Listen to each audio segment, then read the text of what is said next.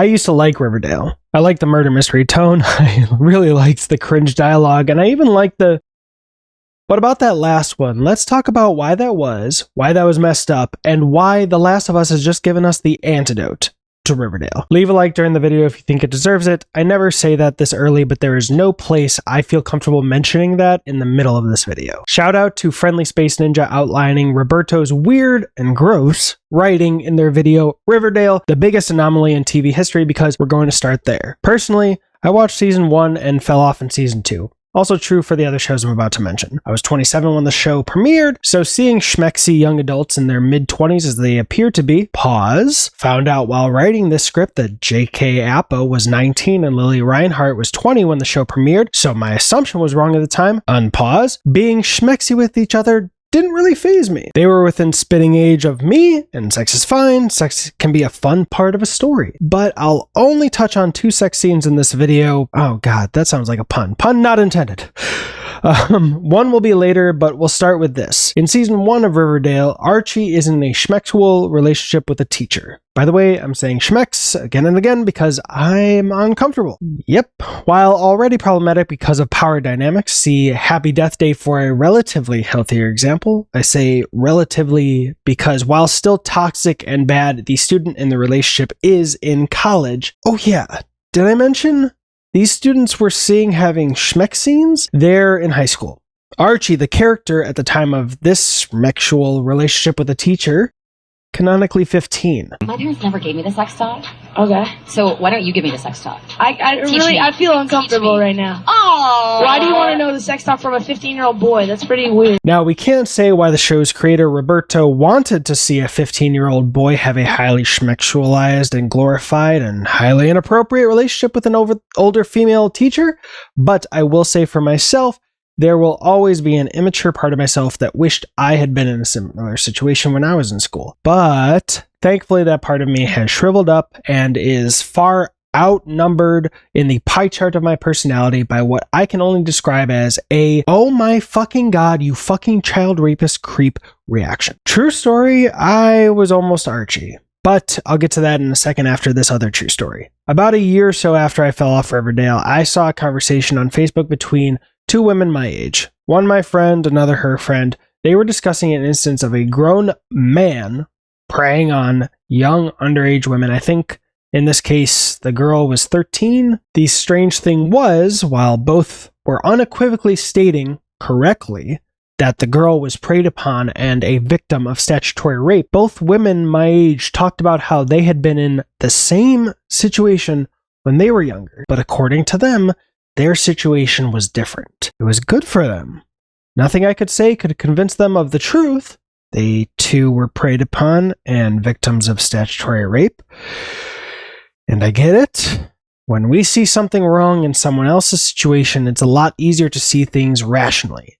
But when it's us, we rationalize and lie to ourselves to protect ourselves. Those women having to face the fact that they were both raped and abused as children, I can't imagine needing to face that truth, especially when women regularly have experiences of abuse or attempted abuse as adults. To see a situation that, when they were immature, seemed positive, but actually it turned out to be anything but, that's got to be a big pill to swallow. So the question is, why did that feel normal to them at the time? The answer ties into another question: how did we end up here with the sex scenes in Riverdale? I'll answer both after quickly telling you about how I was almost Archie. So I lost my virginity in college, 17, about to turn 18. It was great and positive and fully consensual. They were a lovely person, and if that person ever sees this, I hope you're doing awesome, Jackie. It was so lovely to run into you at that backyard play so many years ago. Okay, but before that, when I was about 14, about to turn 15, I had just transferred to a new high school, and they had a water park day for everyone to meet each other before school started. I was uncharacteristically having fun and goofing around, making jokes with everybody, including the 18, 19, 20-year-old woman at the top of the water slide, while me and the other kids were just running up to go down the slide. I thought she was fun and cute. Fast forward to later into the event, I can't tell you why, but I was chilling in the kiddie pool with a couple of other students around my age, and she came up to me and asked me to come with her. I also can't tell you why, because she seemed fun, and I was a 14-year-old boy who'd wished girls had given him the time of day, but I felt uncomfortable with her asking and said something like, I'm kind of doing something here. She tried insisting I come with her again, and I remained motivated to stay in the kiddie pool. Do you trust me? What? Do you trust me? Especially now, remembering her facial expressions and how she was trying to non-verbally communicate, dude, be cool. Just come on. She definitely wanted to do something. Something I may have loved at the time, but something I would have eventually had to accept was predatory and abusive. There's also clips like when Justin's a teenager and Katy Perry grabs his butt, as well as a moment from the American Music Awards back in 2012 when Justin's 18, you have Jenny McCarthy presenting an award that he wins, and then once he gets on stage, this happens.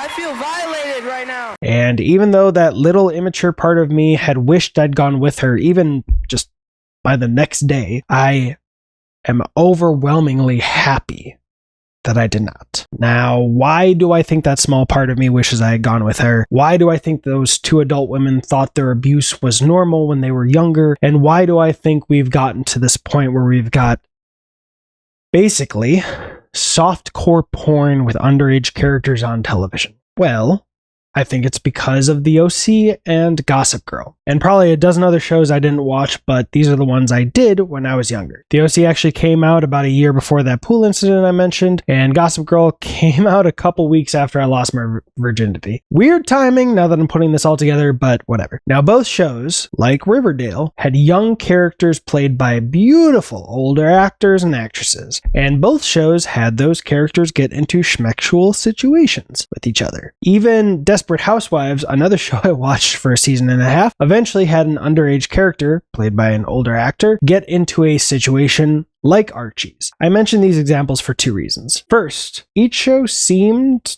to me to one-up the previous show in terms of its underage horniness. And that's bad because, two, what we see in our media becomes normalized to us. And you also have people saying, like, Jenny talking about it afterwards, it actually made it worse. A little cougar scary. Yeah. But I took the opportunity in the window, considering I'll never get to do it again, and kind of molested him. I want some beaver fever, and I want a beaver rash.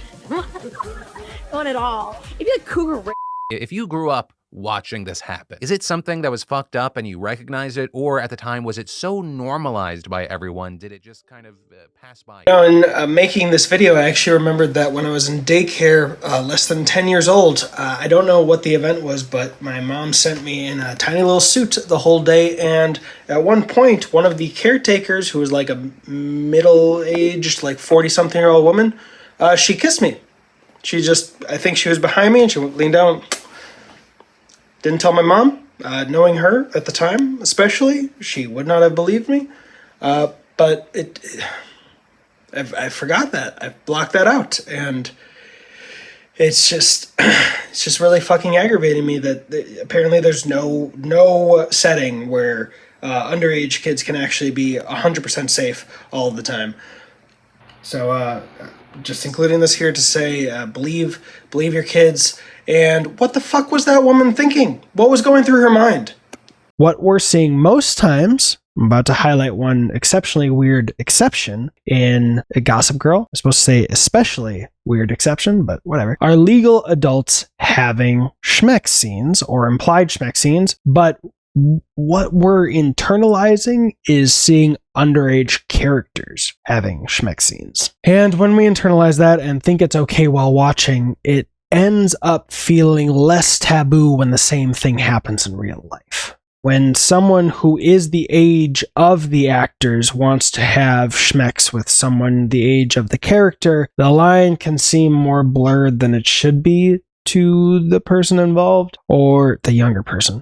Or even if there's no abuse, young children who only see that on television can get the idea that that is what a relationship is. You get in a relationship, there's going to be sex, no matter what age you are. Never mind the fact that there's never, or maybe rarely, any mention or example of characters using contraceptives. And furthermore, when we only see young characters having romantic relationships in this narrow kind of format, always super horny and schmexual, it unconsciously narrows our expectations for what types of stories we can tell for writers and viewers. I'm about to finally dig into The Last of Us episode 7, but even this moment, I was expecting a second kiss, because how many times have we all seen characters share a first nervous kiss and then boom, makeout section, or sex, just full on sex. All right, that weird exception in Gossip Girl. First, let me show you this scene. I know what I'm doing, Nate. I know you think you do, but that guy was taking advantage of you. Okay, you are not my father, and you are not my brother, so why do you care so much?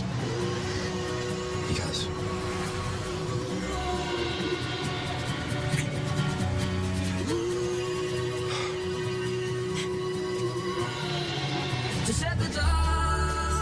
it's weird for a lot of reasons. If memory serves, Nate was trying to protect Jenny from a potentially very predatory situation, but he admits that he's at least primarily doing that because he wants to be the person who kisses her. Anyone should want to protect another from a predatory situation just because, but okay. Their characters are canonically 2 years apart, but here's the weirdest part. The actors are not both adults. Nate is played by Chase Crawford, who was 22 when he started playing Nate, and Taylor Momsen was 14 when she started playing Jenny. So the production literally made their actors do something that would have been illegal outside of a set. But that brings us to Riverdale. In preparation for writing the script, I googled Riverdale sex scene.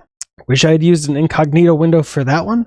There were a lot of results, and the first result I got was a review of a bad episode, according to the author, but they said the sex scenes were still good, and they embedded a YouTube video of a sex scene between two of the female characters. How many female viewers have already guessed that the author was a man? I'm going to show you the scene because it's important for directly comparing it to The Last of Us episode 7, but I'm going to block out and describe the shots that make me uncomfortable, knowing that these are supposed to be underage characters. What are you gonna do now?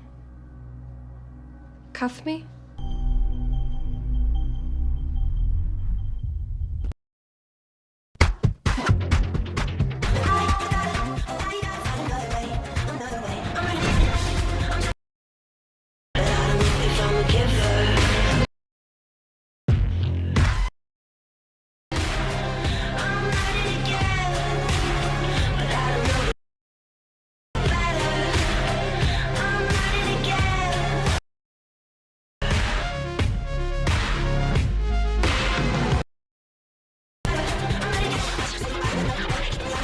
And it's with underage characters on basic television.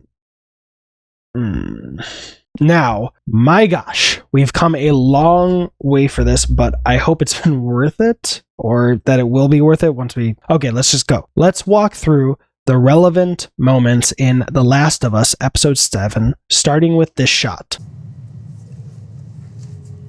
Come on.